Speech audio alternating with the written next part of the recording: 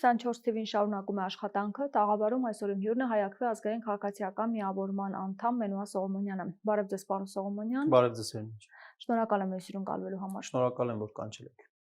Ստիպված ենք Ալիևի հայտարարություններին անդրադառնալ, քանի որ մինչ Հայաստանում խոսվում է, որ արդեն խաղաղությունը եկել է, հաստատված է, Ալիևը շարունակում է հայտարարություններ անել, որոնք Հայաստանի հանդեպ տարածքային պահանջ է նշանակում։ Նա մասնավորապես նշել է, որ չկա Սևանա լիճ, կա Գոլչա եւ 20-րդ դարի սկզբին հին ռուսական կայսերական քարտեզների վրա հստակ երևում է, որ ժամանակակից Հայաստանի տարածքում գրեթե բոլոր տեղանունները ադրբեջանական ծագում ունեն, Սևանա լիճ չկա, կա Գոլչա լիճ եւ պնդել է, թե այդ քարտեզները իրենք չեն պատրաստել, դրանք պատրաստել է Ցարական Ռուսաստանը։ Այսօր Նիկոլ Փաշինյանն ասում է, այս ամենը պետք է սոցիալ-հոգեբանական տրամաբանության մեջ հասկանալ, քանի որ մենք 30 տարի հետանթադ պատերազմի մեջ ենք եղել, մենք չգիտենք ինչ բան է անկախություն եւ բացի այդ ասում էր, որ նա չի ասում Սևանա լիճ չկա, այլ ասում է, որ ռուսական քարտեզներում չկա Սևանա լիճ։ Ձեր մեկնաբանությունը։ Այսինքն կամաց կարծես բան ենք անում, մտցնում ենք մեր խոսույթի մեջ, չէ՞, քննարկենք, սկսենք քննարկել իսկապես Գյոյչա է եղել, Գյոյչա չէ եղել, երբ է Գյոյչա եղել, ինչի համար է Գյոյչա եղել։ Մեզ համար դա ի վերջո այդպես նշանակություն ունի, շատ խորը նշանակություն ունի մեզ համար այդ հարցը։ Ես եկեք մտածենք հետևյալ կերպ, ինչ էր եղել Ալիևին, որ մի տևական ժամանակ տարածքային նկրտումներ հանդես չէր բերում, մի տևական ժամանակ Իրավանի մասին չէր խոսում, ինչ էր եղել, որ մեր տարածքների, քաղաքների, գյուղերի վրա հավակնությունների մասին բարձրաձայն չէին խոսում, մի ահագին ժամանակ չէին խոսում, որովհետև մի կարևոր հանձնարարություն էին իջեցրել Փաշինյանին, քանդել եկեղեցին, կազմաքանդել եկեղեցին եւ երկու շոու փորձեցին բեմադրել, այդ երկու բեմադրությամբ փորձեց ուժ ցույց տալ, որ ինքը կարողանալու է քանդել, խոսքը Հովանավանքում տեղի ունեցած պատարագի շոուների մասին էր եւ պարզ դարձավ, որ հանրային աջակցություն չի ստանում այդ արկածախնդրությունը, եկեղեցին քանդելու օրակարգը հանրային աջակցություն չի ստանում եւ այդ աջակցություն չստանալը ոչ միայն արտահայտվեց դրանով, որ ենթադրաբար վարչական ռեսուրսով այնտեղ եկած մարդկանցից զատ շատ քիչ մարդիկ էին այնտեղ ներկա, բացի այդ էլ նաեւ սոցիոլոգիական հարցումները եւս որպես այդ մասին դեռ հանրային կարծիքի ուսումնասիրության գործիք ցույց են տալիս, որ այդ օրակարգը ընդհանրապես հանրության մոտ ընդունելություն չի գտնում եւ ոչ ոք համաձայն չէ նրա հետ ինչ որ կատարվում է եկեղեցում։ Հետևաբար մենք տեսնում ենք, որ այնինչ կատարվում է եկեղեցու դեմ, հանրային ոչ մի պահանջ դրա հետ կապված ձևակերպված չէ։ Դա պարզապես եւ հանձնարարություն է դրսից կազմաքանդել հայաստանյաց առաքելական Սուրբ եկեղեցին եւ միևնույն ժամանակ Փաշինյանի համար մենք այս մասին ըստ աղավարում եւս մի անգամ ենք խոսել, քաղաքական կոնֆլիկտ է, մարդկանց նոր հրեշ, նոր դեմոն մարդկանց առջև դնելու եւ հաղթելու եւ դրա միջոցով էլեկտորատ բերելու։ Բայց եկեք մի պահ հիշենք այս ամեն ինչը երբանից սրվեց։ Եկեղեցու դեմ արշավը երբանից սրվեց։ Կոնկրետ ժամանակաշրջանը ես հիշեցնեմ, այս մայիս ամսվա 28-29-ն էր։ Երբ որ մայիսի 26-ից 28-ը ամենայն հայոց կաթողիկոս Գարեգին II-ը Շվեյցարիայում մասնակցում էր մի համաժողովի, որտեղ քննարկվում էր Արցախի պատմական մշակութային հուշարձանների հարցը եւ համաժողովի մասնակիցների ոնց որ արչավ այդ խնդրանք ձևակերպումն էր դրված նպաստելու անելու ամեն ինչ, որպեսզի եւ մշակութային հուշարձանները կրոնական մեր պաշտամունքային վայրերը պահպանվեն եւ նաեւ դրա հետ առնչվում էր արցախցիների արժանապատիվ վերադարձի թեման եւ այդտեղից սրվեց, այդտեղ վերցրեց ըստ էության իր վրա այդ հանձնառությունը, որ Արցախի հարցը բարձրացնող այդ մեր կարևոր ազգային ինստիտուտի դիմադրությունը եւ առհասարակ այդ ինստիտուտը կոչնչացնի, կկոտրի եւ դրանով էր պայմանավորված, որ այս ամառվա ընթացքում մենք Ալիևի կողմից այդպես հոխորտանքներ կարծես թե շատ քիչ էինք լսում։ Ու այս փուլը նախորդ կիրակի օրվա տապալված ներողություն եմ խնդրում պատարագ շոուի տապալումը երևի Ալիևի մոտ նորից արթնացրեց այդ գայթակղությունը նորից բացահայտ ցույց դնելու տարածքային նկրտումները Հայաստանի Հանրապետության նկատմամբ։ Իդեպ ադրբեջանցիների այստեղ գալու մասին էլ է խոսել Ալիևը։ Այսինքն այդ թեման եւս անընդհատ նա թարմ է պահում։ Եթե խաղաղություն է հաստատվել, եթե այն ամենը ինչի մասին խոսում է իշխանությունը իրապես այդպես է, ապա ինչ բացատրություն ունի Ալիևի այս հայտարարությունները։ Խաղաղությունը գոյություն ունի միայն Փաշինյանի ձևակերպումների մեջ։ Եվ մեր հայրենակիցների մի մասն էլ ուզում է խաղաղություն, բոլորն են ուզում խաղաղություն, պարզապես մեր հայրենակիցների մի մասը համաձայն է այն խաղաղությանը, որը ոչ թե իրական հիմքերի վրա է, այլ պարզապես ցանկալին իրականության տեղ ընդունելով ենք մենք այդ խաղաղությանը գնում, բայց մեծ մասը մեր հայրենակիցների հասկանում են, որ սա խաղաղություն չէ, այս վիճակը խաղաղություն չէ, այս վիճակը հրադադար է, զինադադար է, ճակատամարտերի միջև ընկած ինչ-որ մի վիճակ է եւ խաղաղության հնարավոր է հասնել, իսկապես խաղաղության հնարավոր է հասնել,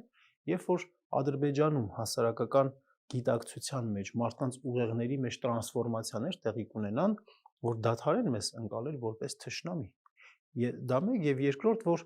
մեր միջև գոյություն ունեցող ֆունդամենտալ խնդրին որոշակի արդարացի լուծում տրվի։ Սա ինչ վերաբերում է խաղաղությանը, իսկ ինչ վերաբերում է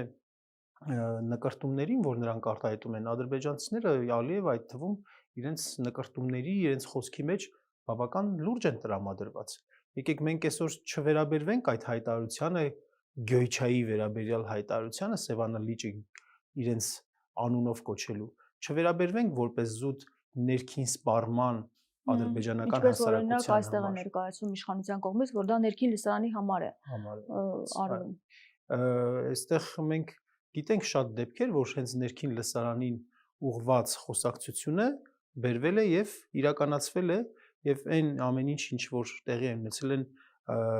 ադրբեջանական հաղթանակների եւ մեր պարտությունների շարքը, այդ ամեն ինչը նախապես հանրային լսարան ներքին հանրային տիրույթում որոշակի այդպես մեդիա մշակում անցնելուց հետո է արվել, իր հասարակությանը ինքը անդադ մոբիլիզացնելու խնդիր ունի։ Իսկ ինչ վերաբերում է Սևանի թեմային, ես ցավով եմ ասում, բայց ես գրեթե համոզված եմ, որ շուտով մենք process-ներ ենք որոշակիորեն տեսնելու, վիճարկելու հենց Սևանի հանգամանքներ վիճարկելու ջրային ռեսուրսների, որովհետև Ադրբեջանը այսօր ջրային ռեսուրսների խնդիր ունի, ջրային ռեսուրսների հետ կապված ճգնաժամային վիճակ է։ Դուք պատկերացրեք Արցախի նվաճումից հետո համաձայն մեր ուրեմն մասնագետ գործընկերների վերհանած տվյալների Արցախի ջրային պաշարները ներկայիս Ադրբեջանի այսօրվա իրականության իմաստով ջրային պաշարների, խմելու ջրի պաշարների 25%-ն են ապահովում։ Այդքանով հանդերձել Ադրբեջանի մեկ բնակչին բաժին ընկնող ջրի քանակը 850-860 խորանարդ մետր է հանդիսանում։ Ի տարբերություն Հայաստանի ջրային պաշարները եռապատիկ ավելին են, մեկ շնչին բաժին ընկնող, հա։ Մենք հենց տեսանք եւ քանի որ ջուրը այսօր շատ ավելի կարևոր նշանակություն է սկսում ձեռք բերել, քան նավթը, ջուրը այսօր դառնում է աշխարհաքաղաքական ուրեմն գործոն, աշխարհաքաղաքական մրցակցության գործոն է դառնում եւ հետագայի կոնֆլիկտները գնալով ավելի ակնառու է դառնում, որ ջրի համար են լինելու։ Եվ ադրբեջանցիները շատ մանրակրկիտ, մանրամասն պատրաստվում են այդ ամեն ինչին։ Անցած տարի COP29 գագաթաժողովը, որ տեղի ունեցավ Բաքվում, այդտեղ եւս այդ հարցը դրվել էր, շոշափվել էր։ Պես որ եւ միջազգային լսարանին են տրամադրում, եւ իրենց ներքին լսարանին են տրամադրում, այո, ադրբեջանական բռնապետական համակարգը այնպիսին է, նախ որ ինքը իրեն պետք է անընդհատ կոնֆլիկտ է պետք։ Դեպ Սևանի մասին իրենք միշտ են խոսել, դեռ տարիներ առաջ։ Շատ վաղուց խոսում էին, որ գալու են Սևան, Լողանան եւ այլն, ես հիշում դեռ երեխայի այդ խոսակցությունները կային իրենց կողմից։ Հիմա այսինքն կոնկրետ ծրագրեր կան մշակված, այո, որովհետեւ հատուկ է թեման դարձել։ Սևանի ջուրը, գիտեք, հիմա տեսեք 12000 կիլոմետր քառակուսի տարածքը Արցախի հանրապետության տարածք իրենք օկուպացրել են, 5 տարի է օկուպացրել են եւ իրենց մոտ այնտեղ բնակեցում չի ստացվում։ Իրենք չեն կարողանում բնակեցնել։ Բայց պաստորն ուզում են Սյունիք գան եւ այստեղ բնակեցնեն։ Բայց եւ իրենց հասարակությունն էլ չէ, իրենց հարց է տալիս։ Լավ, բա որ վերցրեցինք հետո կամ նոր տարածքներ վերցրելուց հետո եթե չենք կարողանում բնակեցնենք, ինչ է լինելու։ Այս նվաճողական գործունեությանը լեգիտիմություն ապահովելու համար, ապահովելու միջոցներից մեկն է ջուրն է լինելու։ Ջրի խնդիրը իսկապես Ադրբեջանում կա, շատ սուր խնդիր է եւ հենց մեդիա քաղաքականությունը գնում է նրան, քարոզչությունը գնում է նրան, որ տեսեք մեր հայրենիքի ջրերը գտնվում են հայկական օկուպացիայի ներքո եւ մենք պետք է գնանք եւ այդ մեր աղբյուրները ազատագրենք։ Այս տրամաբանության մեջ են։ Այսինքն ըստ էության Ալիևը կաշկանդված չէ այս խաղաղության օրակարգով եւ մի կողմից կարող է ասել, որ խաղաղություն է կնքվում, նախաստորագրվում եւ այլն, մյուս կողմից էլ շարունակի նման հայտարարություններ եւ ամեն անգամ ստրեսի ենթարկի հասարակությանը։ Չէ՞ որ մենք տեսնում ենք, որ անընդհատ պահանջներ է դրվում, անընդհատ նախապայմաններ է դրվում։ Մեկը մյուսից ծանր, մեկը մյուսից անընդունելի նախապայմաններ է դնում եւ այդ նախապայմաններով խաղացնում են, չէ՞, մեր քթից բռնած այսպես խաղացնում են։ Մինչև սահմանադրության մեջ փոփոխություն չկատարեք, խաղաղություն չի լինի։ Հետո կասեն, մինչև բանակը ընդհանրապես չվերացնեք, խաղաղություն չի լինի։ Հետո կասեն, մինչև ձեր պետության անունը չփոխեք, խաղաղություն չի լինի։ Եվ այսպես շարունակ։ Հասկանալի է, չէ՞, որ իրենց խաղաղություն պետք չի։ Հասկանալի է, չէ՞, որ տրամաբանությամբ, որ այսպես որ առաջնորդվելու լինենք, դեռ նոյեմբերի 9-ից հետո այդպես պարելով պետք է գային ինչ-որ խաղաղության համաձայնագիր կնքեին, այդ կոնֆլիկտը ավարտեին ու ասեին, եկեք դե բարեկամություն անենք ադրբեջանական կողմից որպես հաղթող։ Այդ պետք է սպասենք, չէ՞ որ մենք օրինակ Արցախյան առաջի պատերազմից հետո որպես հաղթող մենք ենք, չէ՞, միշտ առաջի քայլը անում, եկեք համագործակցենք, եկեք ինչ-որ փաստաթուղթ ստորագրենք եւ այլն։ Ադրբեջանի պարագայում մենք դա չենք տեսնում։ Խոսեցիք եկեղեցու մասին, ասացիք, որ առանձնապես աջակցություն չունի Փաշինյանը, բայց հիմա արդեն Թալինն է օրակարգը եւ հիմա որոշվել է, որ արդեն Թալինն է գնալու եւ հաջորդ արարողությունը Թալինում է իրականացվելու Տեր Թադենով կարգալույց լինելու մասով այսօր հանձնախումբը կարգապահական հանձնախումբը պետք է որոշում կայացնի նրան կարգալույց անի թե ոչ, ամեն դեպքում ինքը պետք է անցկացնի։ Ինչ աջակցություն Թալինում կլինի, որովհետև ասում են, որ քաղաքացիական համայնք է, քաղաք է ամեն դեպքում Թալինը եւ հնարավոր է ավելի մեծ աջակցություն մարդկանց կարողանան ներգրավել մասնակցություն մարդկանց։ Այս պահին ձեռնպահ կմնամ աջակցության չափի վերաբերյալ քանակական տվյալներ կանխատեսելուց, թող ենթադրենք 500 մարդ ավել գնա այդտեղ, դրանից ինչն է փոխվելու ընդհանրապես։ Նու հասկանալի է, որ այդ անձնավորությունը դեռևս ինքը կարգալույց չէ եւ ասենք Տեր Թադեն իմ ունեցած հավաստի տեղեկություններով Ստեփան Ասատրյան, հա, կարգալույց եղած Տեր Արամի ընկերն է եւ նույն այս խաղի մեջ է մտել։ Թող եւս 1, 2, 3 քահանա էլ մեր ամբողջ քահանայից դասի մեսից։ Նաեւ Տեր Տարոնը նաեւ։ Դա մեծ հաշվով ինչ է փոխելու։ Մեծ բռնության միջոցով հնարավոր չէ։ Բռնության միջոցով հնարավոր չէ ժողովրդին թելադրել օրակարգ։ Ժողովուրդը չի կարող ընդունել դա։ Անկամ եթե բոլոր եպիսկոպոսներին ձերբակալեն, կալանավորեն, կաթողիկոսին ազատազրկեն, դրանից չի փոխվելու, բանտը կդառնա վեհարան, բանտը կդառնա առաջնորդանիստ մարդկանց մոտ։ Ի վերջո այստեղ մենք գործ ունենք մարդկանց սրտի հետ, մարդկանց մտքի հետ, մարդկանց զգացողությունների հետ, մարդկանց ինքնության հետ գոյություն ունենք։ Էդ էլ հո բան չի, էլի, այդպես ինչ որ աշխատավարձի թեմա չի, կամ պաշտոնի թեմա չի, որ մի երկու բան ասենք ու այդպես բռնենք ինչ որ մի փաստաթուղթ ստորագրենք, ինչ որ մի հրաման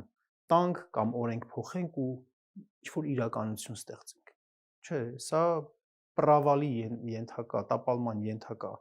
օրակարգ է, չի հաջողվելու բնականաբար, չի հաջողվելու եւ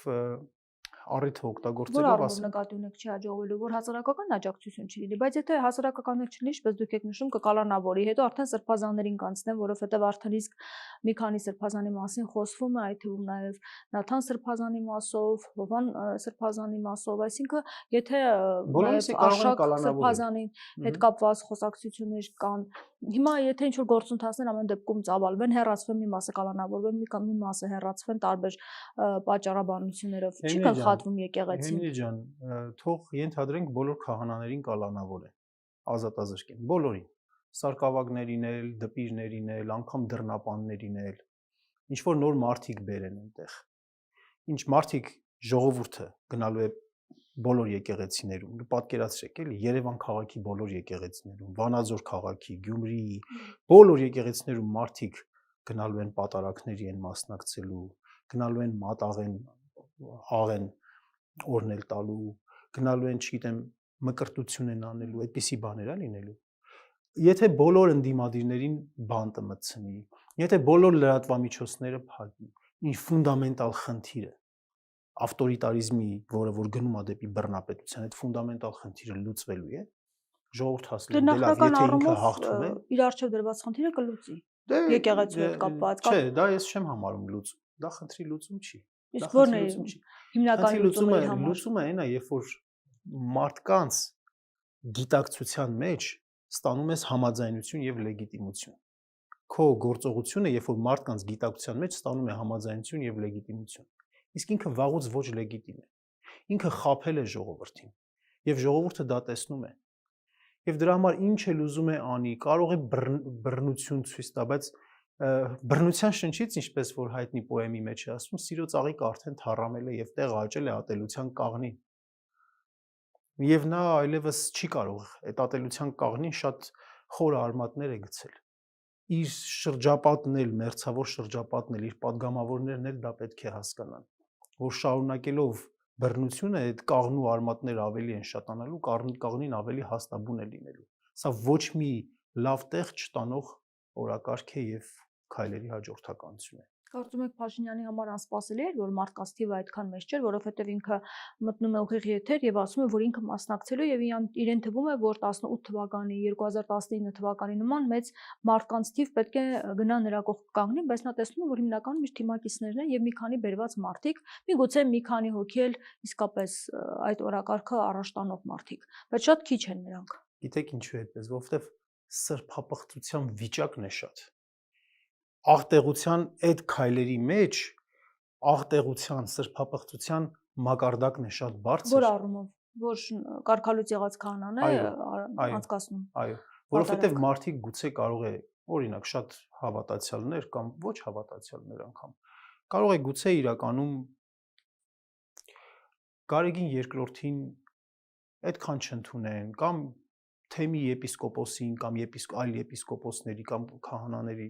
այդքան չընդունեն կամ ինչ որտեղ առաջնորդվեն լսածներով, ասեկոսեներով եւ այլն, բայց այն ինչ որ կատարվում է, մարդիկ հասկանում են, որ դա ոչ լեգիտիմ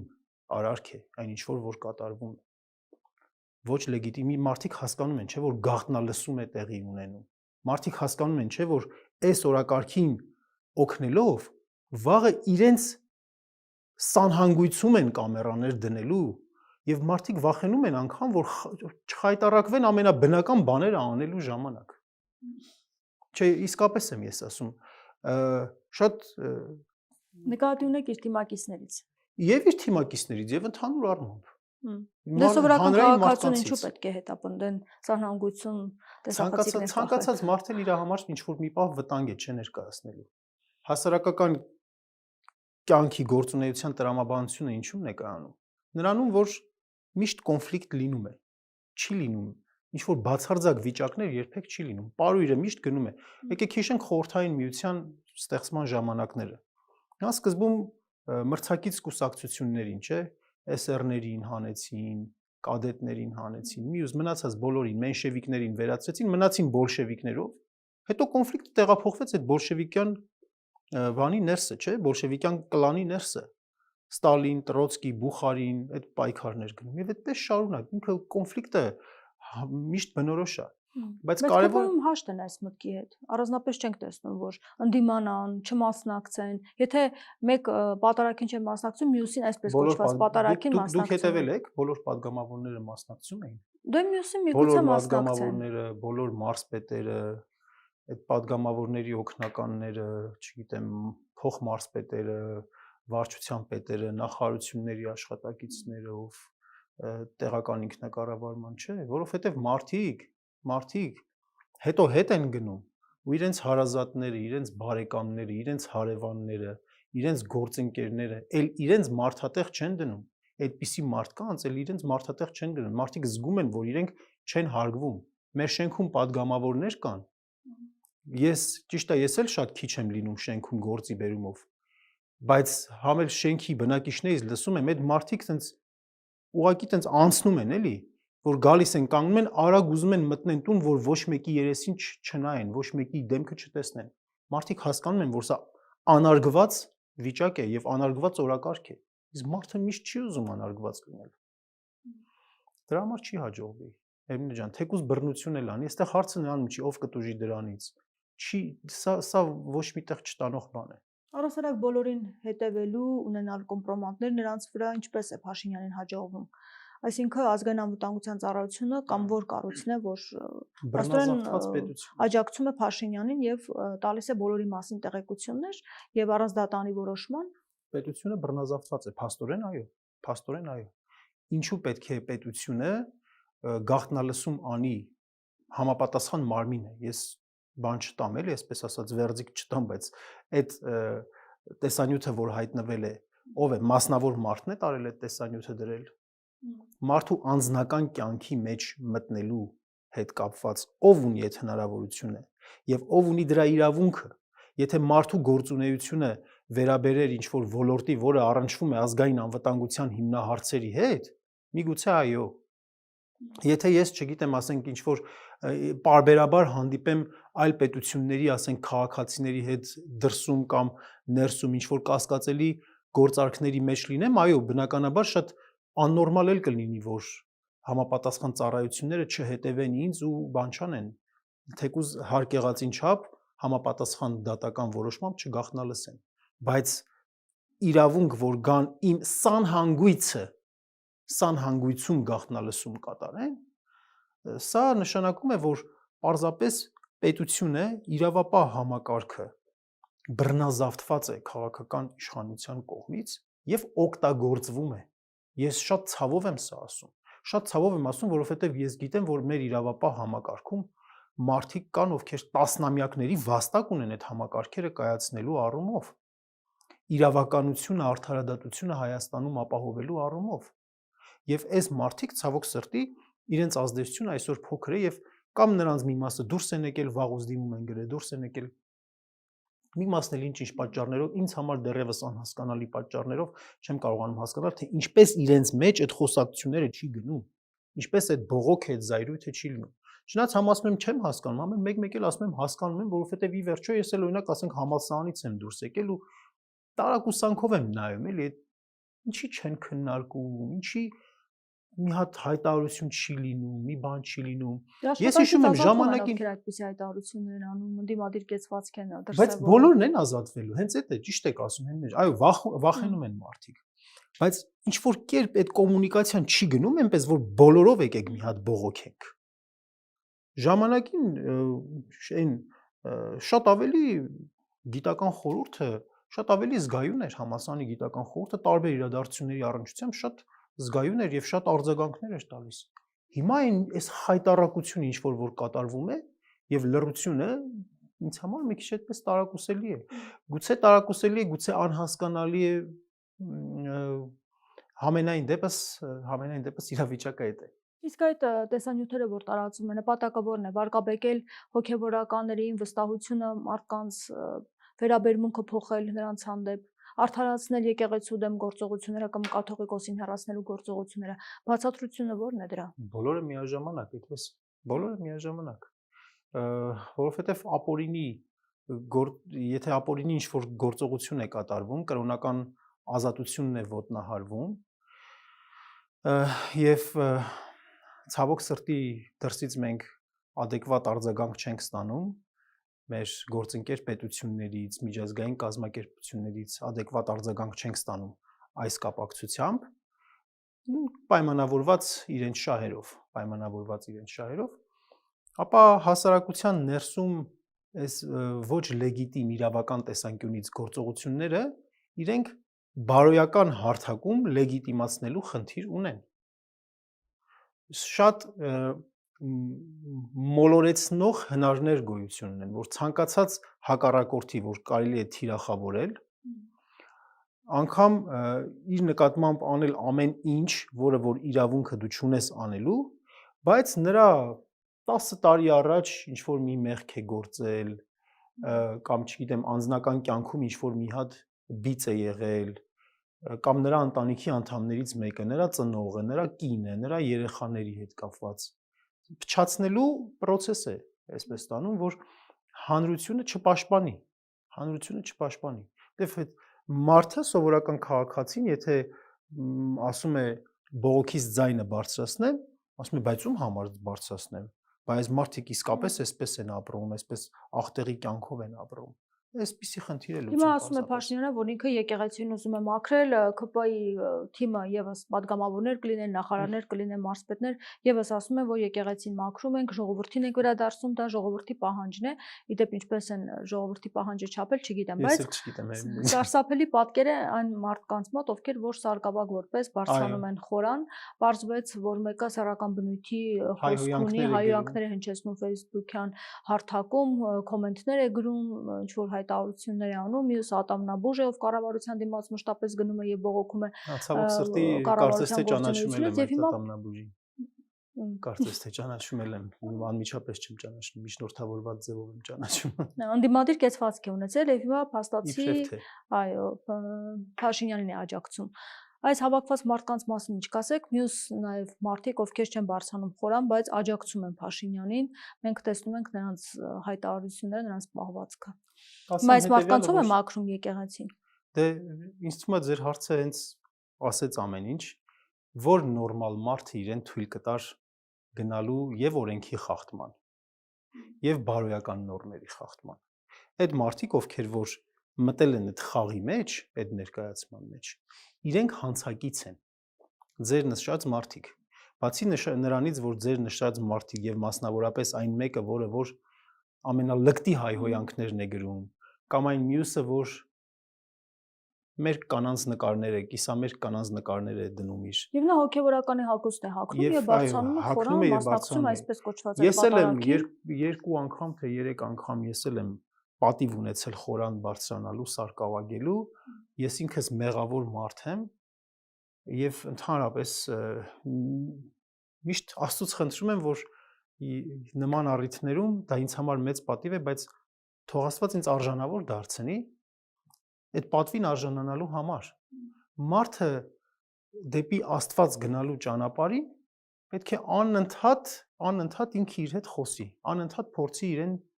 մաքրել, անընդհատ փորձի ապաշխարել, քավել իր մեղքերը, որովհետև մարդը մեղավոր է, մեղքեր է գործում։ Հասկանում եք, թե ինչ բան է խորանը, խորան բարձրանալը, պատարագի մասնակցելը։ Բայց եթե մարդը հանրային ձևով այդպիսի կեղտոտ կյանք է վարում, կեղտոտ բաներ է անում, այդ մարդը շատ ծանր վիճակում է, նշանակում է գտնվում եւ դրա համար եմ ասում, որ մի նորմալ մարդը իրեն թույլ կտար մտնելու այս process-ի մեջ, որտեղ եւ հանցանք կա։ Նրանք հանցակից են եւ իդեպ հայակվեն էլ մի շաբաթ առաջ, մի քանի օր առաջ հանցանքի մասին հաղորդում ենք ներկայացրել։ Այո, դատախազություն հաղորդում ենք ներկայացրել կրոնական կազմակերպության իրավունքների ոտնահարման հետ կապված։ Բայց ինչ ակնկալիք ունեք, եթե Արդարադատության նախարարն է աջակցում այս հարցում, ինքը եւս ներկա է, այսինքն ինչ է լինելու այս դեպքում։ Գիտեք, զսպաշապիկները չեն խանգարել։ Մի բան է, երբ որ ընդհանրապես ոչինչ տեղի չի ունենում, ասում ենք դե միևնույնն է, ոչինչ բան չի փոխվում։ Բայց մի բան է, որ սևով սպիտակին գրված թուղթը մտնում է դատախազության համակարգ։ Հիմա դուք պատկերացրեք, այնտեղ բազմաթիվ աշխատողներ կան։ Ում է մակագրվում։ Մակագրվում է X-ին։ X-ը գալիս է ասում է ես չեմ մտնի սրա տակ։ Մակագրվում է Y-ին։ Y-ը գալիս է ասում է ես չեմ մտնի սրա տակ։ Այսինքն եթե այդ x-ը մտներ, պետք է ընթացք տար եւ պետք է գործ հարուցեր։ Հա? Ի վերջո կամ գործը չի հարուցվում, բայց այդ չհարուցելու արդյունքում մի այսպիսի բան է տեղի ունենում, հա? Նախ այդ ցեցը պետական համակարգի մեջ է մտնում։ Եվ դրանով թուլանում է Նիկոլ Փաշինյանի հենարանը։ Սա շատ կարևոր է։ Եվ երկրորդ այն մարդիկ, ովքեր որ օրենքով սահմանված իրենց գործառույթները չեն իրականացում, իրենք գիտեն, որ դրա համար պատասխանատվության են ենթարկվելու։ Եվ դա ընդհանուր առմամբ իրավական համակարգի համար որոշակի զսպաշապիկի նշանակություն ունենում է։ Եվ Փաշինյանն էլ ինքը զգում է, որ իր հակաօրինական, հակաիրավական քայլերին պետական մարմինների աջակցություն չի լինում։ Մենք միշտ այսպես բացարձականացված ենք նայում, շատ սխալ է այդպես նայելը։ Ասենք ոստիկանությանը անպատվել է ամբողջությամբ, բոլոր ոստիկաններին անպատվել է, հա, ես սխալ եմ համարում, դա իհարկե ցանկալի կլիներ, որ բոլոր մարմինները իրենց բարձրության վրա լինեին եւ այսօր Փաշինյանը շուտվանից պետք է որ ազատազրկված լիներ։ Դեմ չխոսեց, չասաց, որ չեմ մասնակցելու, իմ համար անընդունելի է դա, որևէ մեկը չհամարձակվեց։ Նկատի ունեմ գերատեսչությունների ղեկավարները։ Դե ինչ որակի մարդկանցով է այդ գերատեսչությունները ղեկավարում։ Ասենք Գևորգ Պապոյանի կերպարից ակնկալելի է, որ ինքը Փաշինյանին դեմ գնա։ Վահագն Ալեքսանյանի կերպարից կառույցից հնարավոր էր, որ լինեին անձինք, ովքեր ասեին, որ հակասահմանադրական քայլ է սա, բայց մենք չտեսանք դա։ Համաձայն եմ, չտեսանք ըստ էության կախված քաղաքական կոնյունկտուրայից։ Դա մեր հասարակության արատներից մեկն է, այո, խիզախման բացակայությունը, որ բայց միևնույն ժամանակ մենք շատ սպաներ էլ ունեցել ենք բավական բարձրաստիճան, որ ուղղակի դուրս են եկել։ Դիմում են գրել եւ դուրս են եկել։ Եվ մենք առիթը օգտագործելով նաեւ ասում ենք, այ որ այդ բողոքի պրոտեստի գործողությունը հենց այդպես լինի, որ ամբողջ համակարգը գրի եւ դուրս գա, ում վրա է հիմնվելու Փաշինյանը։ Ինչ քաղաքացիական մարդկանցով, քրեական ինչ որ միջավայրով պետք է իր գործողություններին լեգիտիմություն հաղորդի։ Նկատելի է, որ որոշ մարդիկ գնում են այդ այսպես կոչված պատարակին, բայց ներս չեն մտնում, դրսում են կանգնում, կարծես գլխաքանակ ապահովելով, ցույց տալով, որ շատ մարդ կա։ Ուղղակի ներկայությամբ, այսինքն իրենց ասվել է, որ մենք ներկա լինեն այդտեղ, սա ինչ բացատրություն ունի։ Հերնե ջան, պատարակ գնալը, պատարակի մասնակցելը ինքը այդպես ինքը ոչ թատրոն է, ոչ շոու է։ Պատարակին մարդը գնում է պատրաստվելով, ինքը իր հետ զրուցելով, ինքը իր մեջ իրեն արժանի է համարում գնալ պատարակի եւ հաղորդություն ստանալու, որովհետեւ դա մարդու ներաշխարհի, մարդու հոգեվոր ըմբռնումների, ընկալումների հետ կապված լուրջ բան է, որ տեղի ունենում։ Ձևական գնում են իհարկե պատարակի, ձևական գնում են պատարակի, բայց նաեւ այդ մարդիկ, ովքեր որ չեն ապրում հոգեվոր կյանքով